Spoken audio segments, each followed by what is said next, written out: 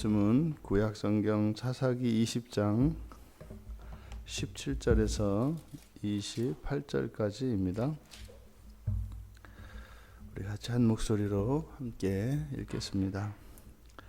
베냐민 자손 외에 이스라엘 사람으로서 칼을 빼는 자의 수는 40만 명이니 다 전사라. 이스라엘 자손이 일어나 베델에 올라가서 하나님께 여쭈어 이르되 우리 중에 누가 먼저 올라가서 베냐민 자손과 싸우리이까 하니 여호와께서 말씀하시되 유다가 먼저 갈지니라 하시니라. 이스라엘 자손이 아침에 일어나 기브아를 대하여 진을 치니라.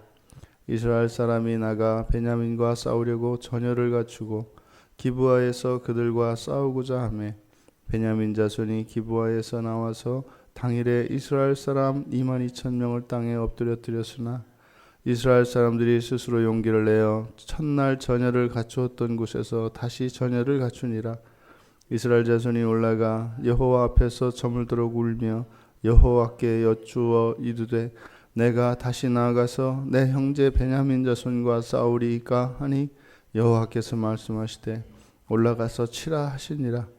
그 이튿날에 이스라엘 자손이 베냐민 자손을 치러 나아가매 베냐민도 그 이튿날에 기브아에서 그들을 치러 나와서 다시 이스라엘 자손 18,000명을 땅에 엎드려뜨렸으니 다 칼을 빼는 자였더라. 이에 온 이스라엘 자손 모든 백성이 올라가 베델에 이르러 울며 거기서 여호와 앞에 앉아서 그날이 저물도록 금식하고 번제와 화목제를 여호와 앞에 드리고 이스라엘 자손이 여호와께 부르리라. 그때에는 하나님의 언약궤가 거기 있고 아론의 손자인 엘라살의 아들 비느하스가 그 앞에 모시고 섰더라. 이스라엘 자손들이 여쭈기를 우리가 다시 나아가 내 형제 베냐민 자손과 싸우리이까 말리이까 하니 여호와께서 이르시되 올라가라. 내일은 내가 그를 내 손에 넘겨주리라 하시는지나. 아멘. 베냐민과 이스라엘 모든 지파 사이에 전쟁이 났습니다. 이스라엘 사람 40만과 베냐민 사람 22,700이 전투가 벌어진 겁니다. 이스라엘 연합군이 이스라엘 전체 베냐민을 제외한 다른 이스라엘 연합군으로 부르겠습니다. 그 이스라엘 연합군이 베델로 가서 여호와의 신탁을 구한 것은 아직 그들 안에 그래도 여호와의 신앙이 그런 명목상이나마 계승되고 있는 것을 볼 수 있습니다. 한 개인에게 있어서도 마찬가지죠. 우리 삶 속에서 그 사람이 신앙을 가지고 있는가 없는가 하는 최소한의 그러한 삶의 양식과 태도들이 있습니다. 예로부터 지금까지 하나님을 믿고 하나님이 택하신 백성들이 수없이 많은 사람들이 이 세상을 살다가 갔습니다. 이 땅을 살다간 이 신앙의 백성들 사이에는 공통된 점이 있습니다. 하나님을 나의 하나님, 성부, 성자, 성령 삼위일체 하나님을 나의 하나님으로 섬기는 자들에게는 그것은 감출 수 없는 공통점이 있습니다. 그것은 개인의 차이에 따라서 개인의 차이에 따라서 나타날 수 있는 그런 어떤 차별성을 뛰어넘는 공통점이 있습니다. 그것은 하나님의 주권을 인정하는 것입니다. 하나님의 주권을 인정하지 않는 하나님의 백성은 없습니다. 아무리 망나니 자식이라 할지라도 자신의 부모를 부모라고 부르는 것처럼 말이죠. 그 하나님의 절대 주권을 인정하는 이들, 그것이 지금 이 이스라엘 백성들에게는 전쟁을 위해서 하나님의 뜻을 구하는 이 신탁을 묻는 이런 모습이 나타나고 있습니다. 이스라엘 백성들이 하나님께 3번을 묻고 하나님 말씀을 따라서 전투에 찾아갑니다. 참여합니다. 그런데 내용을 보면 이기지 않고 집니다. 처음에 이스라엘 백성들이 여호와 하나님께 여쭈은 것은 우리 중에서 누가 먼저 올라갈 것입니까? 하는 것이었습니다. 여호와 하나님께서는 유다 지파를 택하셨고 유다 지파가 앞장서서 올라가라. 싸움의 결과는 어떻습니까? 22,000명이나 베냐민의 손에 넘어졌습니다. 그러니까 앞서서 우리가 보았던 것처럼 이 베냐민 지파가 수적으로 굉장히 무리한 위험한 조건에서 이 싸움에 참여하려고 했던 그럴 만한 뭐가 있었던 것을 우리가 알 수 있습니다. 그렇게 처절한 패배를 경험하였음에도 불구하고 이스라엘 연합군은 그것에 낙심하지 않습니다. 성경을 보면 그렇게 22,000명이나 쓰러져서 죽었는데도 22절에 보면 스스로 용기를 내어 이렇게 얘기를 합니다. 스스로 용기를 내어 그 첫날 전열을 갖추었던 것에 다시 전열을 갖추었다. 예, 이제 이런 것이 이제 우리에게는 사실은 감동을 주는 간증이죠.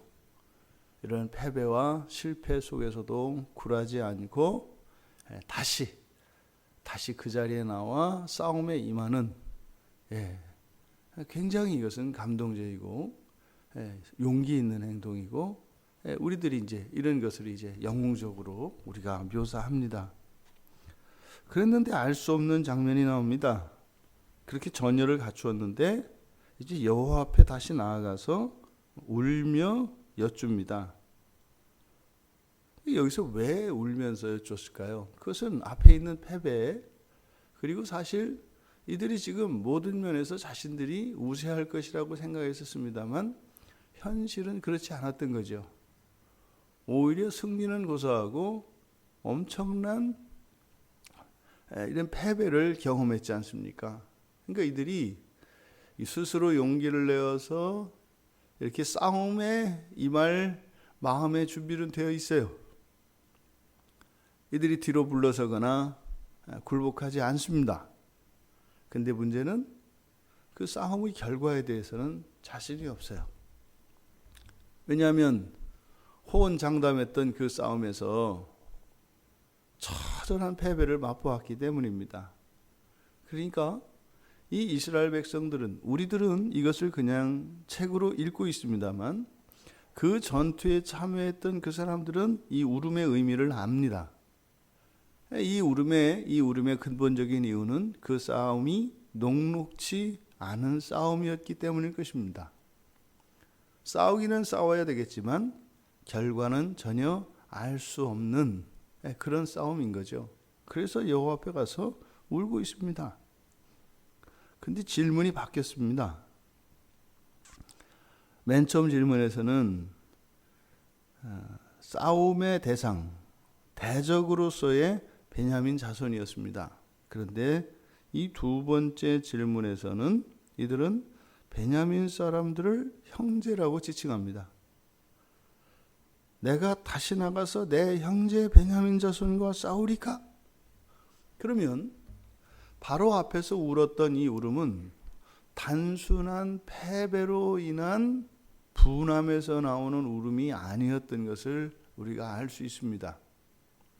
그러니까 이것을 정리하면요, 이렇게 앞에 패배를 통해서 지금 싸우고 있는 베냐민이 그저 우리의 원수가 아니라 형제라고 하는 사실을 깨닫게 된 겁니다.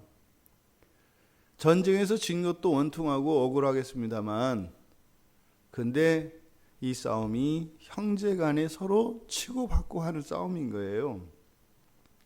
진 것으로도 마음이 아프고 이렇게 죽고 죽이는 일이 형제 간에 일어나고 있다고 하는 이 사실이 바로 이스라엘 백성들에게 각성이 된 겁니다. 여호와께서 대답하셨죠. 올라가서 쳐라. 이들이 이튿날 또다시 여호와의 말씀을 따라서 베냐민 자손을 치러 갔습니다. 그랬는데 그 다음 날 또 집니다. 이번에는 18,000명이 엎드러졌다, 이렇게 이야기를 합니다.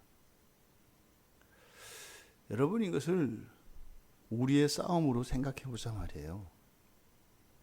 하나님께서 내 인생 가운데 어떤 어려움이 처했을 때 이 마음에 확신을 주셨단 말이에요.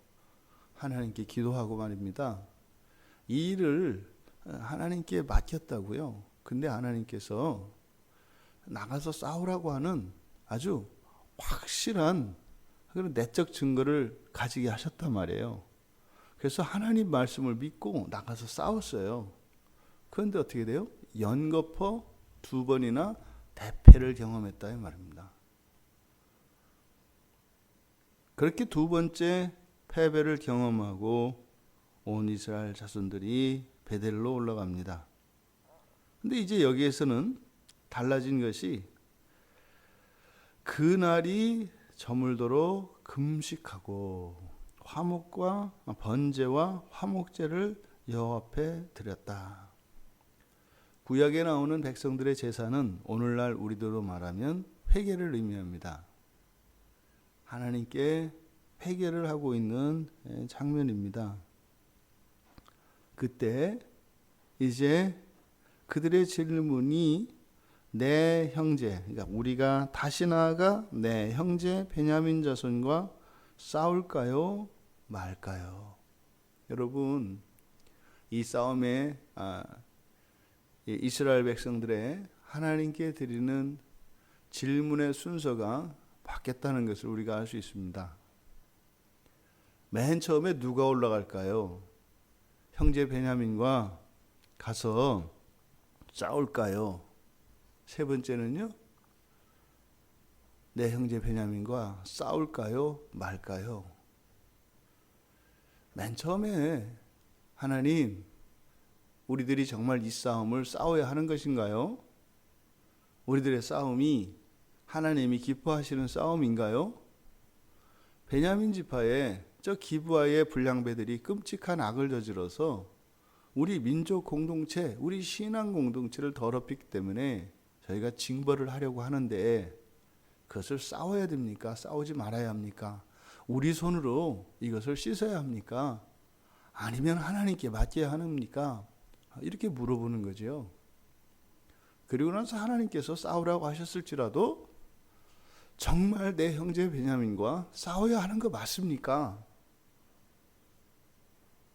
그래도 하나님께서 싸우라고 하시면 이 부담스러운 이 싸움에 형제가 형제를 향하여 칼을 들이대야 하는 이 상황에 저희들 감히 나서기 어렵습니다.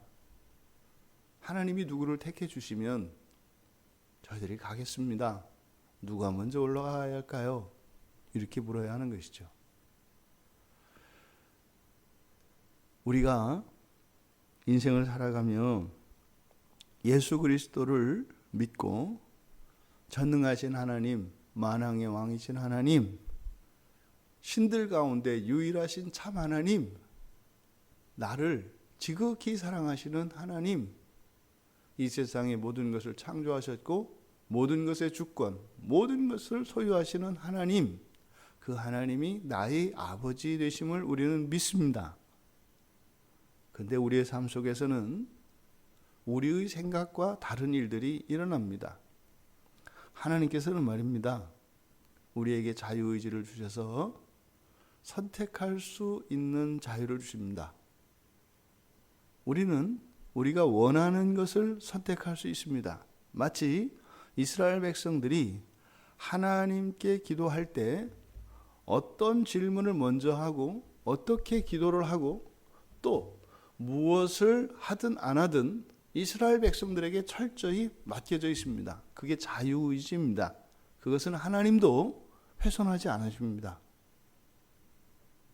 이 사람이라고 하는 존재는 창조의 목적을 따라 이 세상을 통치하기 위하여 하나님이 지으셨고 피조물임에도 불구하고 주인과 종의 관계가 아니라 아버지와 자녀의 관계로 하나님께서 삼으신 피조물이기 때문에 그 자유의지를 무시할 수 없습니다. 그 자유의지가 사라지는 순간 더 이상 사람은 사람답지 못한 것입니다. 그래서 하나님께서는 사람에게 원하는 것을 할 수 있는 선택권을 주신 것입니다. 그렇다고 해서 사람이 원하는 것을 선택할 수 있게 됐다고 해서 그것이 하나님이 정하신 이 섭리를 넘어서지는 못합니다. 섭리를 넘어서지 못한다는 것은 우리의 자유가 한계가 있다, 구속받는다 이런 의미가 아닙니다. 우리의 입장에서는 원하는 모든 것을 다 할 수 있습니다. 하지만 그것은 하나님의 섭리 안에 있다 이런 뜻입니다. 근데 우리가 잊지 말아야 하는 것이 있습니다. 원하는 것을 선택할 수 있는 자유의지를 주셨지만 결과는 우리가 선택할 수 있는 것이 아닙니다. 우리가 원하는 것을 선택하는 것과 결과를 동일시해서는 안 된다 이 말입니다. 결과는요, 오직 하나님께 있습니다. 우리가 무엇을 선택할 때 실수를 하는 이유는 무엇이냐면 우리는 우리가 선택할 수 있는 것을 선택하고 하나님의 주권에 맡겨야 하는 것인데 우리가 원하는 것을 선택할 때 결과까지 우리가 선택하려고 한다는 겁니다. 하나님이 우리에게 주신 자유의지가 하나님의 절대 주권과 하나님의 권세를 침범할 수는 없는 것임에도 불구하고 우리들 스스로는 우리가 원하는 것을 선택할 때 결과까지 함께 선택한다 이 말입니다. 그러면 어떤 일이 일어나느냐? 지금 본문에서와 같이 하나님께서 싸우라고 해서 나가서 싸웠는데 패배를 경험했을 때 심각한 분리를 경험합니다. 하나님이 나의 하나님이 아닌 것 같은 거예요. 하나님이 나의 인생에 전혀 도움이 되지 않는 것 같은 거예요. 근데 왜 이런 생각을 하게 됐어요? 자유의지 때문입니다. 근데 우리들은 그 자유의지를 주신 것이 이 세상에 있는 피조물들로서는 상상도 할 수 없는 영광입니다. 그것이 하나님께 우리가 불만을 품거나 하나님을 원망하게 되는 이유가 될 수 없단 말이죠. 근데 우리의 마음속에 있는 원망과 하나님에 대한 불평, 불만은 바로 이 자유의지에서 오는 것입니다. 왜 그럴까요? 오히려 감사하고 영광스러워야 할 이 특권이 왜 우리들에게는 고통스럽고 하나님과 우리 사이에 자꾸만 금이 가는 것일까요? 우리가 할 수 없는 것을 하려고 하기 때문입니다. 결과를 만들어내려고 하는 겁니다. 하나님이 우리에게 주신 그것을 선택할 수 있도록 주신 자유의지를 감사하고 누리면 됩니다. 그리고요, 당당하게 자신 있게 선택하면 됩니다. 그리고 결과는요, 받아들이면 되는 겁니다. 우리가 그렇게 힘들고 하나님을 원망하는 이유는 뭐예요? 나의 생각과 결과가 다를 때 우리들은 힘들어합니다. 사실은 내 생각과 결과와 다른 것은 무엇을 의미하느냐?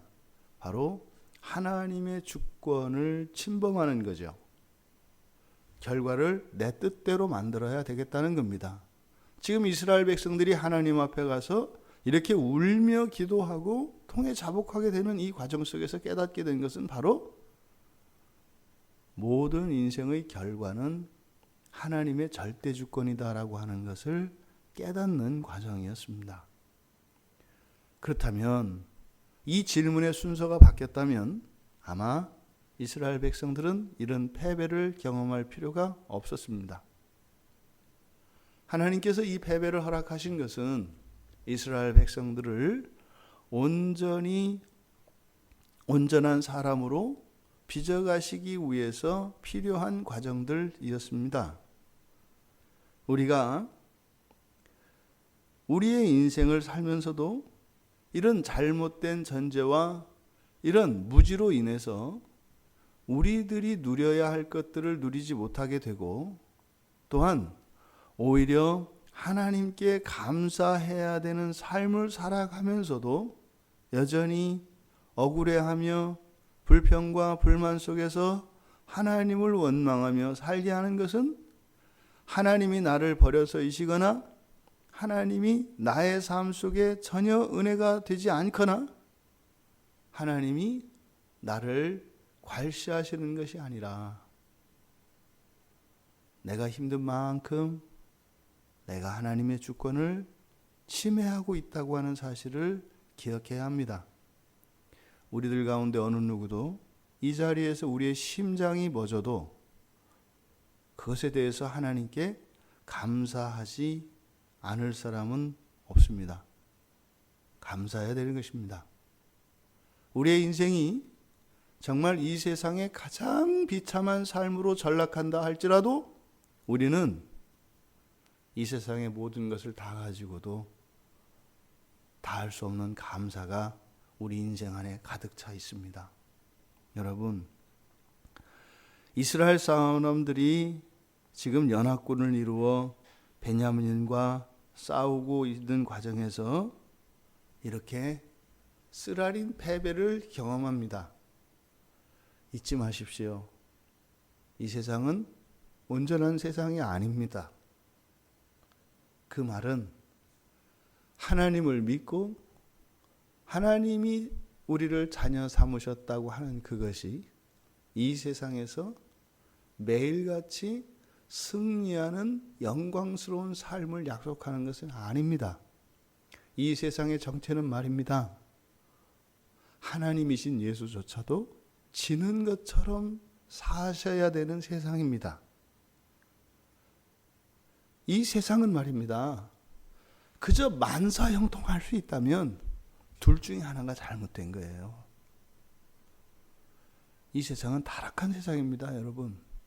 이 세상의 정체성은 하나님의 섭리를 따라 하나님을 믿는 신앙을 따라 살아가면 결코 작은 기쁨도 누릴 수 없는 것이 이 세상입니다. 거룩한 백성으로 이 세상을 살아가는 것은 말입니다. 눈물이 마르지 않는 거고요. 가슴이 애리지 않는 적이 없고요. 그저 고통과 비참만이 가득 찬 게 이 세상의 정체입니다. 그 삶을 예수님께서 사셨습니다. 여러분, 너무나 간명한 것을 우리가 놓치고 있습니다. 왕이신 예수, 하나님이신 예수가 이 세상을 사셨던 그 삶은 마지못해서 능력이 없어서가 아니라 이 세상의 정체가 무엇인가 하는 것을 보여주시는 겁니다. 하나님이신 예수님이 그 말도 안 되는 군졸들에게 얻어맞고 침뱉음 당하고 십자가에 죽는 게 이 세상의 정체라니까요. 능력이 없어서가 아니라 여러분은 명예와 순결을 버리고 더러운 일을 위해서 사시겠습니까? 하나님의 백성은 그럴 수가 없는 거예요. 지금 이스라엘 백성들이 베냐민에게 지는 것은 무엇인가요? 하나님이 도우고 계시는 거죠. 돕고 계시는 거죠. 지금 하나님은 누구 편에 서 있어요? 이스라엘 편에 서 있습니다. 이스라엘 연합군 편에 서 있습니다. 그런데 동시에요, 베냐민 편에도 서 있습니다. 이 전쟁에서 베냐민은 승리를 경험하며 하나님이 우리와 함께 하신다고 할 겁니다. 봐라, 우리가 적은 수의 싸움에서도 하나님이 우리에게 승리를 주시니 이것이 하나님이 우리를 의롭다 하는 증거가 아니냐? 천만에요.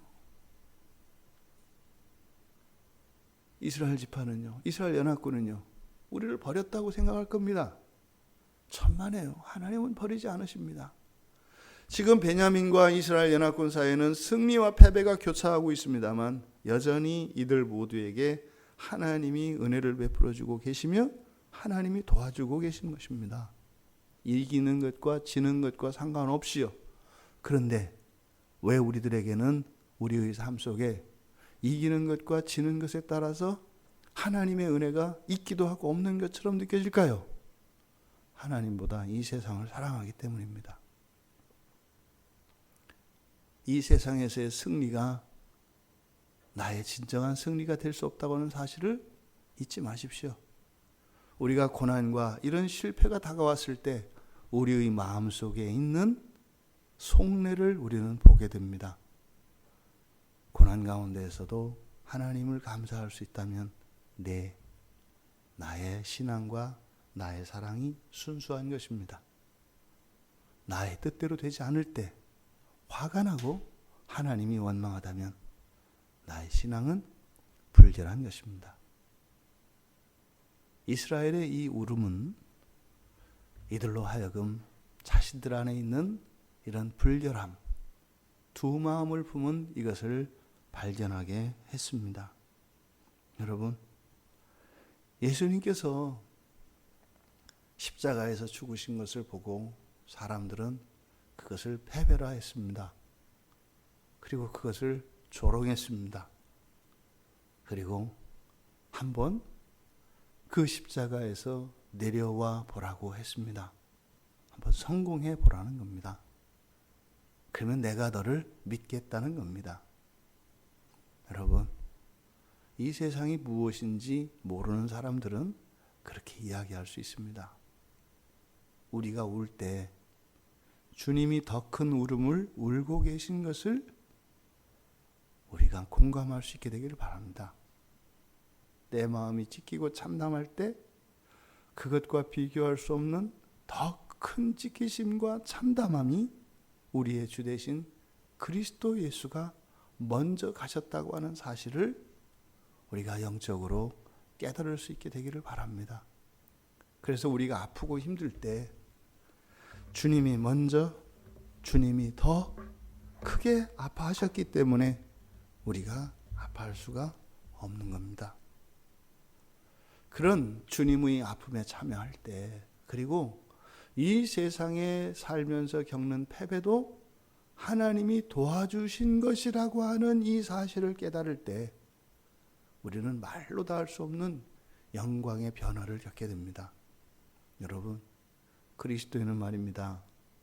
이 세상을 사는 동안 저도 이기는 것입니다. 이겨도 더욱 이기는 것입니다. 저도 이기는 그 그리스도인의 구원이 우리들의 삶 속에 힘이 되길 바랍니다. 졌을 때 그것이 승리로 경험되어지지 않는 우리 안에 있는 이런 세상에 대한, 자기 자신에 대한 하나님보다 더 큰 사랑이 있음을 깨닫고 모든 것을 다 내주시고 우리를 사랑하신 그 하나님의 사랑에 참여할 수 있는 우리 모두가 되기를 주님의 이름으로 축원합니다. 살아계신 하나님, 저희들이 인생을 살며 환난을 만나고 이렇게 쓰라린 패배를 경험할 때 비로소 하나님을 향한 저희들의 사랑이 순결한 것인가 그렇지 않은 것인가를 보게 됩니다. 인생에서 만나는 작은 어려움과 실패와 지체 속에서 저희들의 신앙이 더욱 단련될 수 있도록 도와주시고 끝까지 참으시며 저희를 포기하지 아니하시는 그 하나님의 사랑을 더욱 닮아 어려움과 역경 속에서도 우리의 사랑과 신앙을 버리지 않고 끝까지 이길 수 있는 저희들이 되게 하여 주시옵소서. 그리스도께서 저희를 구원하시기 위하여 십자가에서 죽기까지 참으셨던 그 사랑을 기억하여 오히려 인생의 거센 풍랑이 일 때 오히려 저희들의 사랑과 신앙을 더욱 굳건히 할 수 있는 저희들 되게 하여 주시옵소서. 예수님의 이름으로 기도드리옵나이다. 아멘.